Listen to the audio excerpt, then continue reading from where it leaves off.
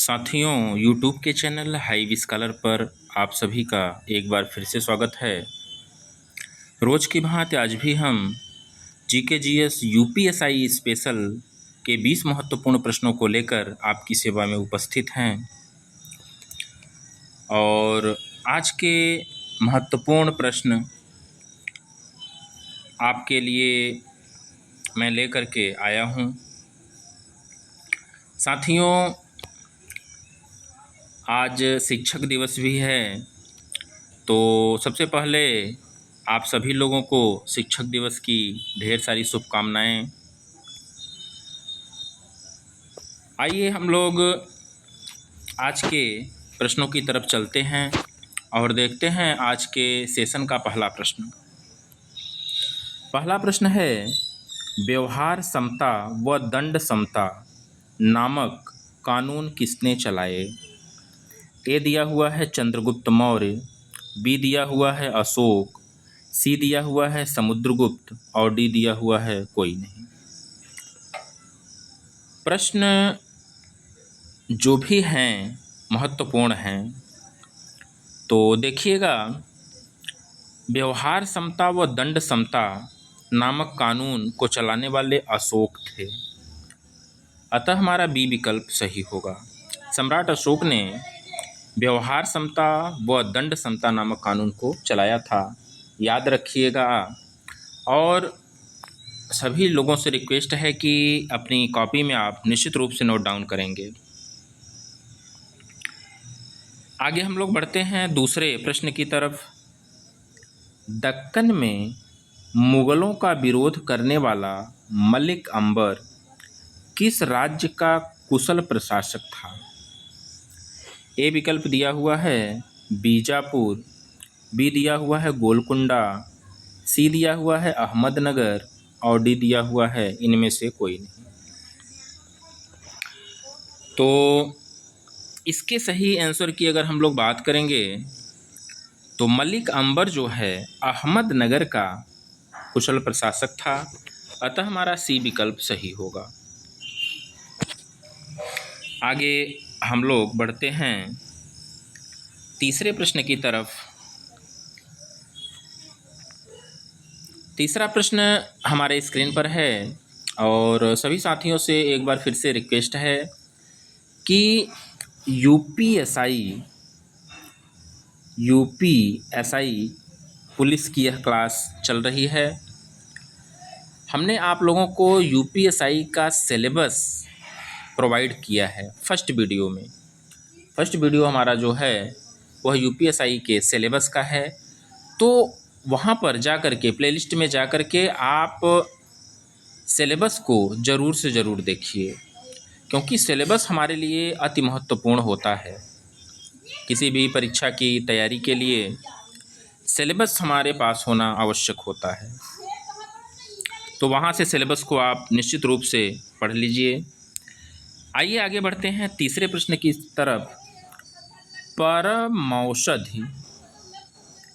परमौषधि शब्द का संधि विच्छेद है। ए विकल्प दिया हुआ है परमो प्लस औषधि, बी है परम प्लस औषधि, सी है पर प्लस औषधि और डी है परमो प्लस मौषधि। तो परमौषधि का संधि विच्छेद जो होगा वो परम प्लस औषधि होगा, परम प्लस औषधि होगा, अतः हमारा बी विकल्प सही होगा। आगे हम लोग बढ़ते हैं चौथे प्रश्न की तरफ। और चौथा वेरी वेरी इम्पॉर्टेंट, एक बार फिर से आप लिख लीजिएगा। हड़प्पा काल में तांबे के रथ की खोज किस स्थान से हुई है? सीधा सा प्रश्न पूछा जा रहा है, तांबे का रथ कहाँ से मिला है? ए विकल्प दिया हुआ है कुड़ाल, बी दिया हुआ है राखीगढ़ी, सी दिया हुआ है बनावली, डी दिया हुआ है दायमाबाद। तो हड़प्पा काल में तांबे का रथ जो प्राप्त हुआ है वह दायमाबाद से मिला हुआ है। तांबे का रथ की खोज जो है दायमाबाद से हुई है। आगे हम लोग बढ़ते हैं पांचवें प्रश्न की तरफ। पांचवा प्रश्न है, जैन धर्म के पांचों व्रतों में सर्वाधिक महत्वपूर्ण व्रत कौन सा है? ए है अहिंसा,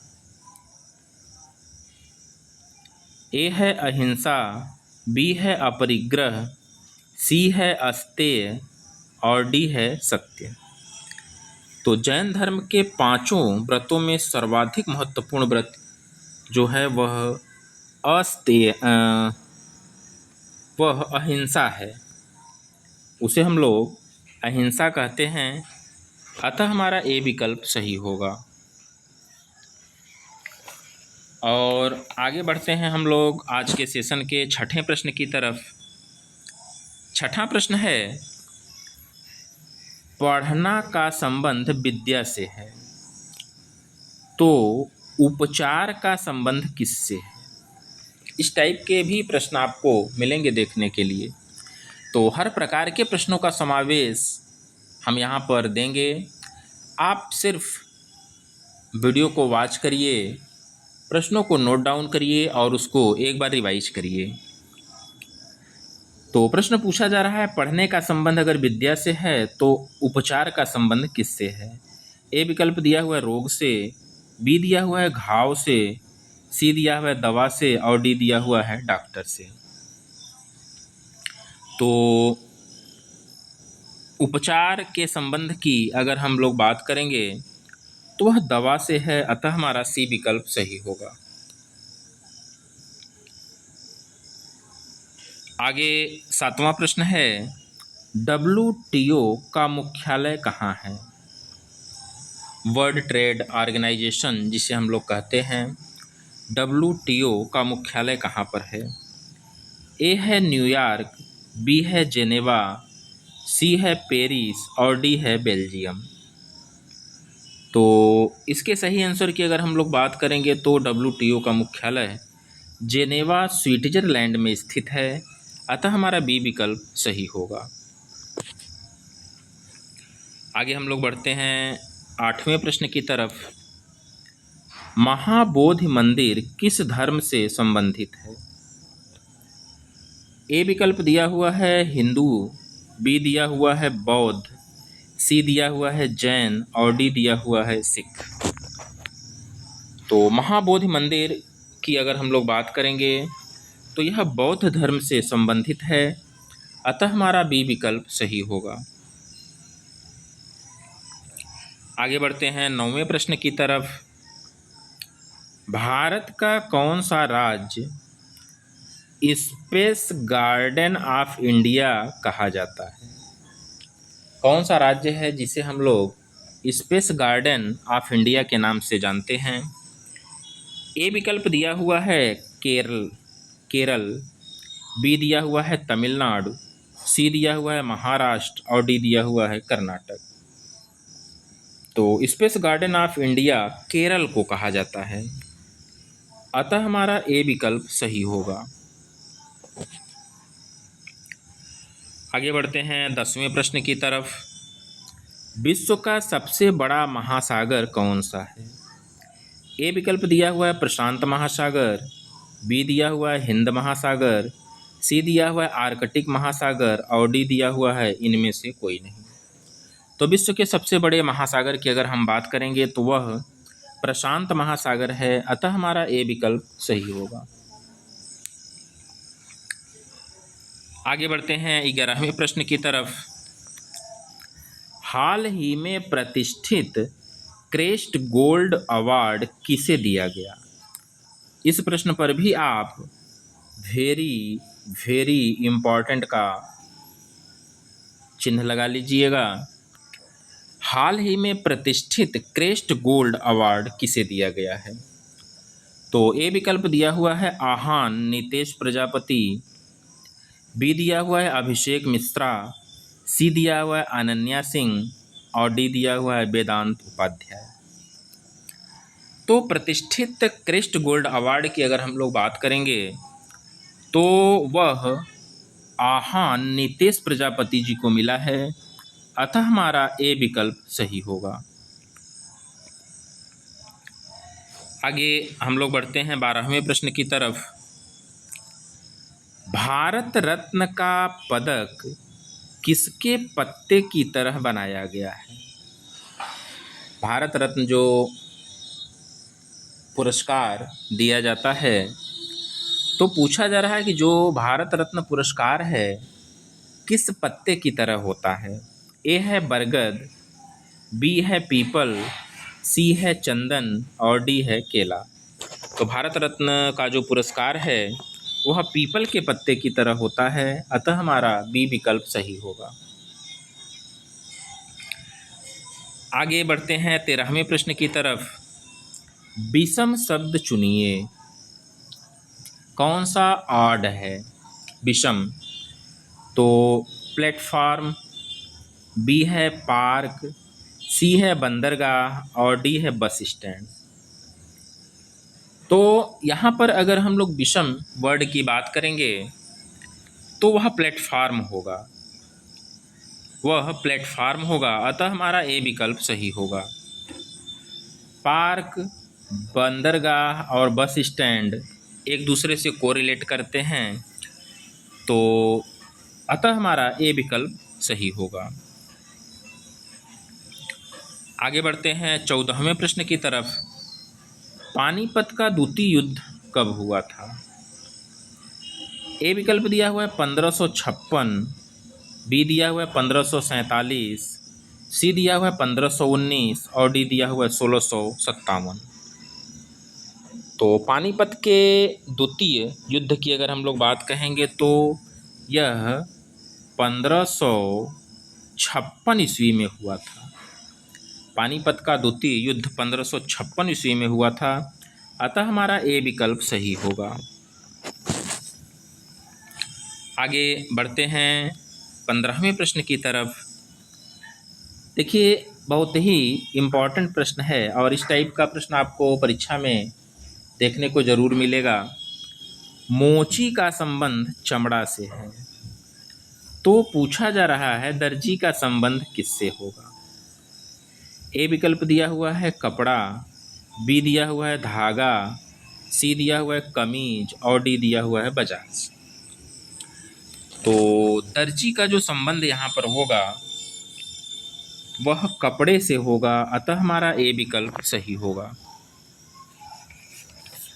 थोड़ा सा इन सब प्रश्नों पर आप स्वयं से मंथन करके इसका उत्तर बता सकते हैं, क्योंकि मोची जो होता है उसका संबंध जब चमड़े से है तो दर्जी का संबंध किससे होगा? तो निश्चित रूप से दर्जी सिलाई करता है तो कपड़े से उसका संबंध होगा। आगे बढ़ते हैं 16वें प्रश्न की तरफ। आर्य शब्द का शाब्दिक अर्थ क्या है? ए विकल्प दिया हुआ है श्रेष्ठ या कुलीन, बी दिया हुआ है वीर या योद्धा, सी दिया हुआ है विद्वान और डी दिया हुआ है यज्ञकर्ता या पुरोहित। तो आर्य शब्द का जो शाब्दिक आशय है वह होता है श्रेष्ठ या कुलीन। आगे बढ़ते हैं 17वें प्रश्न की तरफ। एक कूलाम आवेश में कितने इलेक्ट्रॉन होते हैं? साइंस का बेहद महत्वपूर्ण प्रश्न है और हो सकता है आपकी परीक्षा में भी देखने को मिल जाए। 1.6 into 10 to the power 19, 1.0 into 10 to the power 18, 1.5 into 10 to the power 15, 6.25 into 10 to the power 18।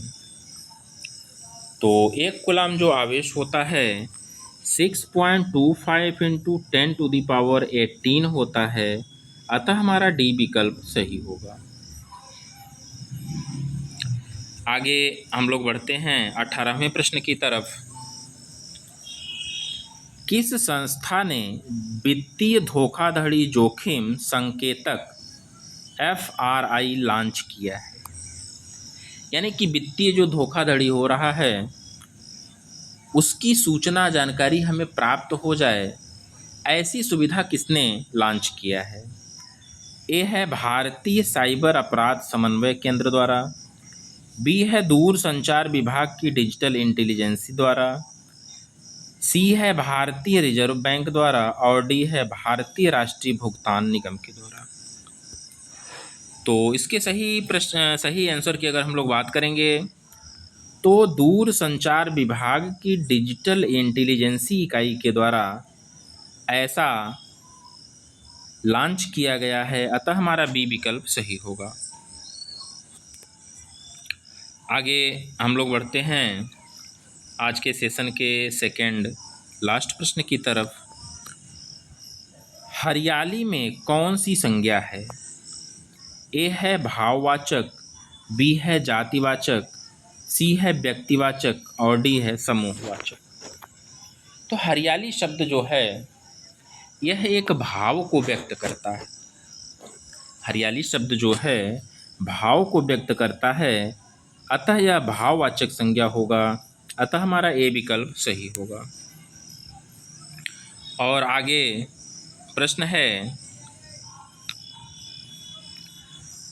Monitor में रिफ्रेश दर मापा जाता है। जैसा कि हमने आप लोगों को बताया था कि हर परीक्षा में कंप्यूटर के 1 से 2 प्रश्न आपको निश्चित रूप से देखने को मिलेंगे। तो हमारे चैनल हाईवी स्कॉलर पर आप जाकर के वहाँ पे कंप्यूटर के ढेर सारे प्रश्न पड़े हुए हैं, वहाँ से भी आप वॉच कर सकते हैं, देख सकते हैं। तो यहाँ पर देखते हैं 20वें प्रश्न में पहला है मिलीमीटर, बी है पिक्सल, सी है हर्ट्ज और डी है डॉट्स पर इंच। तो मॉनिटर की जो रिफ्रेश रेट होती है उसे हम लोग हर्ट्ज में मापते हैं, अतः हमारा सी विकल्प सही होगा। तो साथियों, कैसे लगे प्रश्न आपको?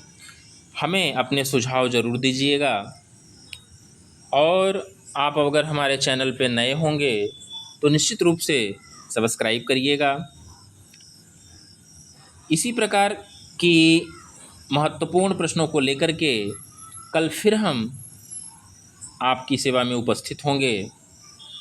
तो तब तक आप हमारे चैनल पर निश्चित रूप से बने रहिएगा और प्रश्नों के माध्यम से आप अपनी तैयारी को बेहद बेहतर बनाते रहिएगा। इसी के साथ वीडियो को समाप्त करते हैं। धन्यवाद।